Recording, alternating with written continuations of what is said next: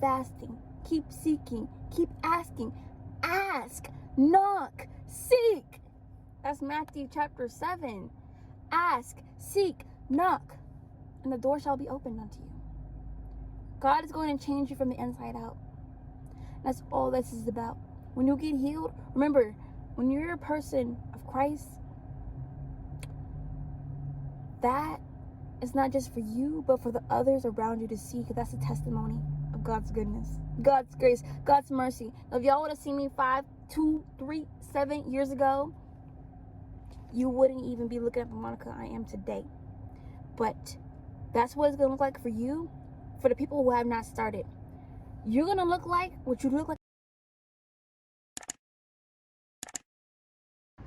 Hello everyone, welcome to my channel if you're new, and welcome to my channel if you're returning. This is Life of Monica B, and I'm Monica Bellamy, by the way. I am the founder of this channel, and also founder of the Celibacy and Singleness podcast. If you have not listened to that, go check it out, guys. We are like on episode 7 already. And I just can't believe what God's doing through this. And God is just using me as a vessel, as we are messengers of Christ. And if you do not know, this is a faith-based content channel. I just want to let you guys know that you are loved, and that all things is possible through those who put their faith in Christ.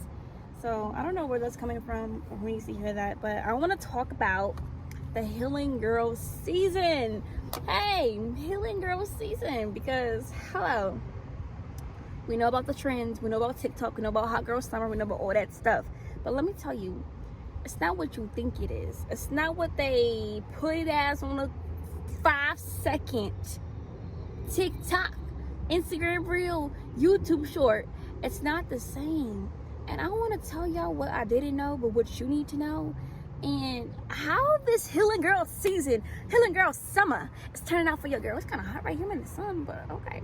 Let me tell you guys about my Healing Girl summer, because I haven't just healed in the summer, but all seasons. And there's things that I just wasn't prepared for. They made it seem just so elegant, just so breathtaking, and it's really life-taking, okay? Because who said healing was easy? So if you ain't know, honey, you better get your notepad, you better get your notes, get whatever your note taker, whatever, your pen scratcher, and let's get started, okay?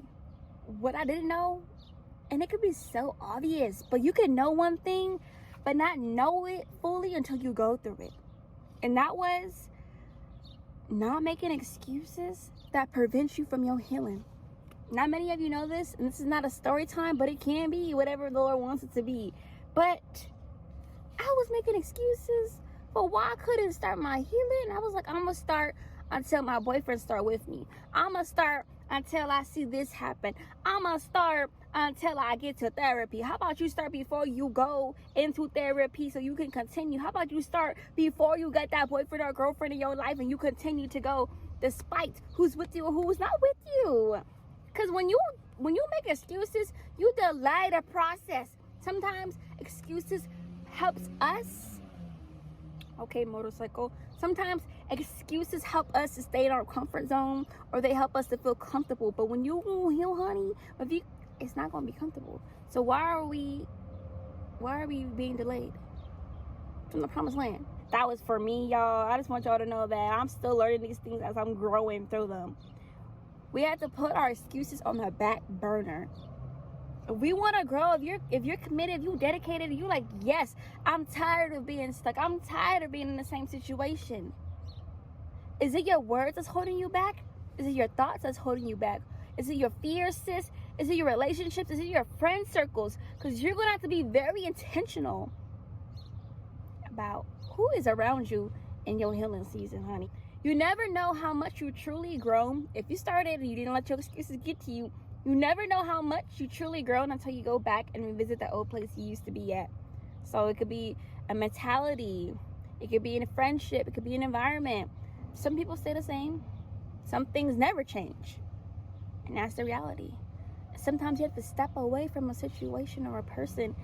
And when you reevaluate the progress, sometimes it was you.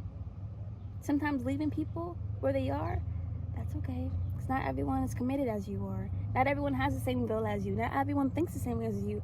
And that's okay. So sometimes you have to leave. And when you leave, you can change. The situation can change.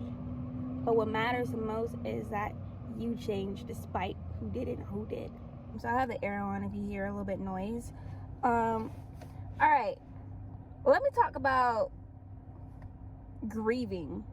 Because there's already pain when you're healing. There's already discomfort. There's already enough going on when you're healing, when you're being intentional about it, okay? But let me tell you this. You're going to grieve some things. You're going to grieve the things you used to do. You're going to grieve who you used to be, who you used to be around, your activities, your hobbies, especially if it wasn't already in alignment with God's will or even glorifying God, and you know for a fact you had to put it down. For me, I know for a fact that my conviction, not your conviction, but my conviction was that I had to stop listening to the worldly music, y'all. And it be hard. And every time I do it, I go in a backtracking mode. And you have to be disciplined, which is number 4. You're going to have to be disciplined and you're going to grieve. And the two go hand in hand. You're going to be disciplined as you're grieving. You're going to be grieving as you're going to have to discipline what you used to do, who you used to be, where you used to be, because you have to focus on so much more, so much greater.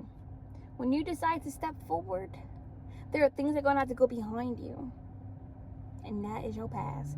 And that is not going into your present. This is an emotional roller coaster. This ain't no balanced, stabilized journey. This ain't the one I ever seen before in my life, and this one is probably one of the hardest ones I ever started. There's moments where I'm just like, why did I even start? And that's a bonus tip for you, is to remember your why. Who are you doing this for? Why are you doing this? This is for your family, your future family, your goals, your career. Why did you start your healing? Are you tired of the torment that you are sleeping at night? Are you tired of those dreams you keep having about your past? What is keeping you on this journey? Because there are going to be times where you are so discouraged and you're just like, bro, I'm tired of this. I'd rather be weak and brittle and still. That was me. That was my heart. I was just like, God, I'm tired. Like, you're making me look at all this stuff, and it takes energy. It takes energy to do this. It takes a lot of strength to be honest with yourself and the people around you. It takes a lot to look at yourself for who you are, not who you pretend to be. God can't bless who you pretend to be or who you prepare yourself to. He can only bless you and the lane that He's prepared for you. Oh, I feel that for somebody.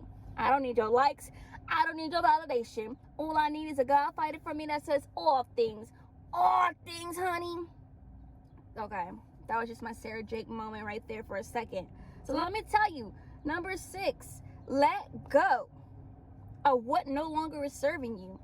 But when you wanna do this, it's gonna be some things you gotta let go. What more am I letting go? I'm already wasting time because I said I wasn't gonna hang out with my old friend group.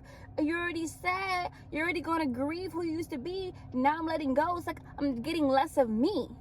And that's the purpose of this goal. Because when you're letting go of who you used to be, who you used to be around, and you're receiving less of your old personality, your old mentality, you get a chance to be restored and redeemed, and you allow God to pour more of Himself into you. Okay, that's where the spirit transformation comes through. Okay, I said, God, give me less of me and more of you. Because that's ultimately, that's what the goal of being woman of God's all about, honey. All right. Now, I don't want to play no games because we can make it all look cute and simple, but I'm giving you the hard truth, hard facts right here. And this is stuff I have to be reminded of every single day. You cannot have fear and trust God at the same time. You can't serve two masters. If you trust God enough, we're going to have fears. I'm not saying there's not going to be no fears, but don't be dismayed. Do not fear, for I am with you. God told Moses that more than enough times. And that's what I need to be reminded of every day. So when I'm letting go of my fear of letting what that thing I want to keep so dearly to my heart. Do I trust God enough to let that thing go? That's the question. It can feel lonely and isolating once you outgrow certain people, places, or things. Now, I've already made it clear enough that there's going to be a lot of removing. But in addition to removing, there should be a lot of increase. So as you're letting go of the people who no longer serving you, as you're letting go of the intoxication, of the substance, of the sex. Hey, hello, I had to let go of some sex. That's why we celibate. So let me be honest with myself, because I had to let that go. That felt lonely. Who's your master, who is not God, is going to had to be put down. Your idol's going to be put down. And once you let that go, because it was your comfort, your only comfort is a comforter, and that's Christ. Now, not people can handle that, because they need something to help them. They need a quick fix. People need a quick fix. I need a quick fix. Why do you think people got a whole bunch of sugar addictions? When you think you're depressed and you're stressed, you go for something that's going to help you, put something to help you supplement, to help you cope. Now, hey, we all need some coping mechanisms. But what I'm saying is that it can feel lonely, and it can feel isolating. But that's when the increase of your comfort comes to Christ. Okay? It's like getting your ends trimmed. It looks good. But where's the longevity in that? Where's the health? Is my dead end serving me, or trying to serve me looks? Is my dead relationship serving me, or is it serving looks for Instagram? Is my dead friends validating me, or are they serving me to a greater purpose? When I say dead friends, I mean people who are unequally yoked. The people who have not decided to be born again Christians. If you're going to be having those people around you, you need to make sure you are strong enough to be even a discipler to them. They're not your inner circle, but you are a messenger to them. And this ties in so good. I'm just thankful that God's giving me the words to say. But fully surrender to God. Fully surrender what? Fully surrender means that when you're going through this transformation, when you're going through whatever you're healing from or healing to become, you can't get there without letting some things go. You can't get there, when I mean there, to your promised land without surrendering some things. When I mean surrender, I mean your heart posture. You're praying, seeking God wholeheartedly, going deeper in His Word to see what He has to say. Say, God, I surrender this hurt. Let me be honest with me.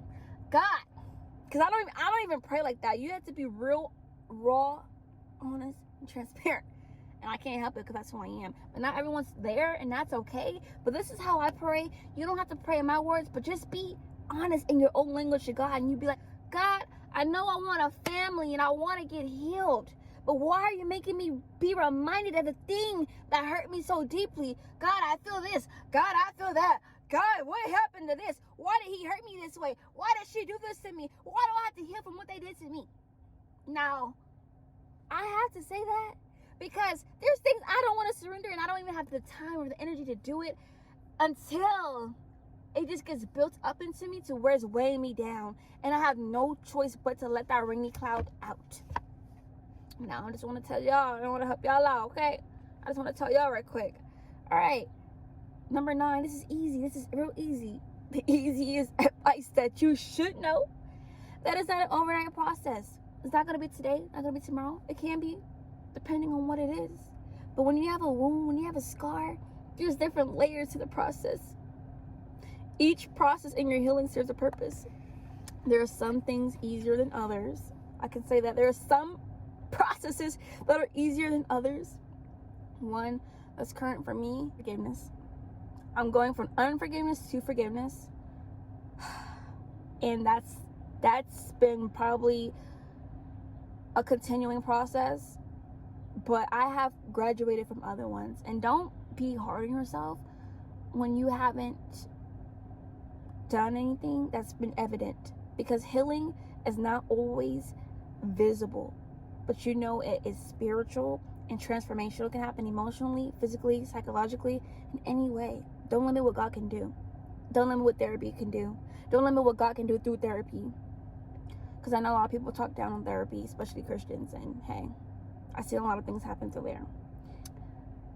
Keep seeking God and His Word, especially when you are discouraged, especially when you want to go back to your old lifestyle, especially when you don't know what to do with your next step. Keep praying, keep fasting, keep seeking, keep asking. Ask, knock, Seek. That's Matthew chapter 7. Ask, seek, knock, and the door shall be opened unto you. God is going to change you from the inside out. That's all this is about. When you get healed, remember, when you're a person of Christ, that is not just for you, but for the others around you to see, because that's a testimony of God's goodness, God's grace, God's mercy. Now, if y'all would have seen me 5, 2, 3, 7 years ago, you wouldn't even be looking at the Monica I am today. But that's what it's going to look like for you, for the people who have not started. You're going to look like what you look like right now. But from 5, 7, 10 years from now, you won't be the same if you continue to put your foot in the ground and sow a great harvest. Keep sowing until you reap. God's not done with you. God's not done with me. And I love you. If you have any questions, prayer requests, anything that you need, put it in the comments below. I want to build a connection with you guys. I want to know you guys, as you guys know more of me, as you know more of my Father's heart, because I would not be me without God, because I ain't here by myself, y'all. And I just hope that you share this with somebody and tell them it's your healing season. It's your glow up season. It's your transformation season, y'all. Don't give up. Thank you for watching this video and stay tuned. Bye.